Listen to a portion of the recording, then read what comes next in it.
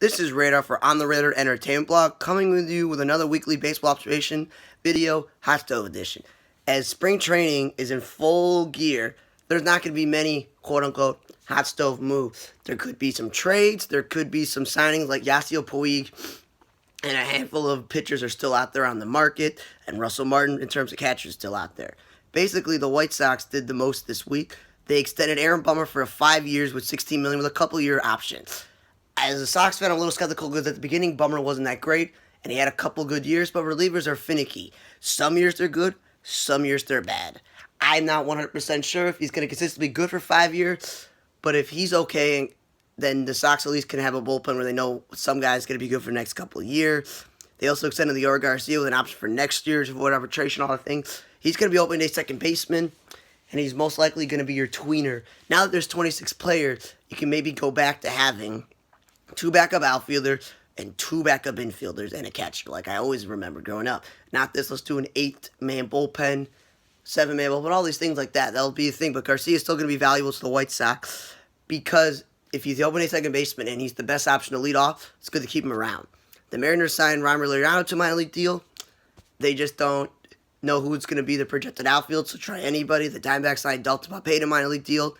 They've signed plenty of backup outfielders because they don't want the issue of last year where most of their outfielders get hurt and they don't know what they do, so that's a good idea. The Jays signed Mark Repchinski to a minor league deal, another time with the team. The Blue Jays are not going anywhere, and their bullpen's not set in stone outside of Ken Giles, so they might as well do that. The Reds have signed Chris Volson and Brandon Barnes to minor league deals for spring training.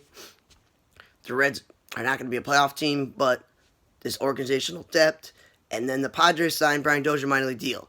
That's the best bargain on minor league deal possible because he's not going to give you 40 home runs. I don't know if he's going to win another Gold Glove or Silver Slugger, but 20 to 30 home runs on that team is going to be good because this team has Tatis, has Machado, has Eric Hosmer, and has Will Meyer, and now Tommy Pham. So it's a pretty good lineup, and then just adding him would be a good idea as well.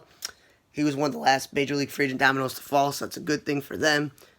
And then if it doesn't work, and then if they don't make the playoffs, they can always unload him because it's a one-year deal. And then Lonnie Chisenhall decided to announce his retirement because he missed the whole entire season for the Pirates and missed most of the previous season with the Indians. He never stayed healthy. He was a third baseman who was super inconsistent, battled injury, wasn't a great defensive third base. They moved him to the outfield. Again, consistency and injury, so he's always one of those what-ifs.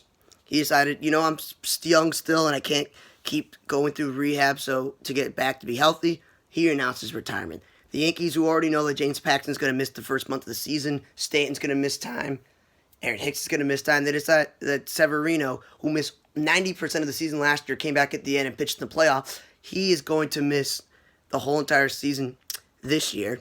And then the question is, when will he be back next season? Because Tommy John surgery is not like a one-year deal.